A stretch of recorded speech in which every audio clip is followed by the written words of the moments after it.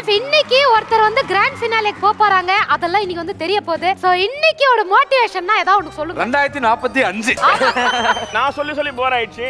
இவன் சொல்ல சொல்றா பாப்போம். என்ன கிண்டல் பண்ணல?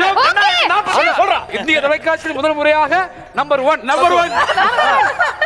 கான்செப்ட் வந்து சாப்பாடுனால சாப்பாடு வச்சு ஒரு தத்துவம் சொல்லலாம். ஓகே, நம்ம வந்து இட்லி மாதிரி இருக்கணும்.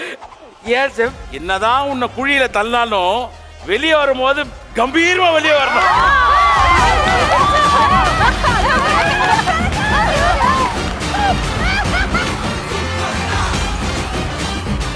பாகிசா உன் பங்குக்கு நீ ஏதாவது சொல்றா?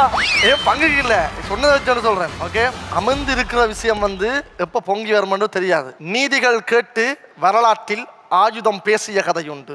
அழகான கொஞ்சம் கடல் கூட கோபத்தில் சீறிய நிலையுண்டு. கோபம் வந்தா கொந்தளிக்கும். சாதுவா இருக்கிற எவனுமே சாதுவானவன் கிடையாது. அதனால யாருமே வந்து வாகீசனா சாதுவா நினைச்சிடாதீங்க. அவன் இன்னைக்கு கொந்தளிக்க போறான்டா. அவன் ஒரு சுனாமிடா. வேற யாராவது தத்துவம் சொல்ல ஆசைப்படுறீங்களா? இல்ல, நான் அடுத்த எபிசோட் எங்க அம்மாட்ட கேட்கணும்.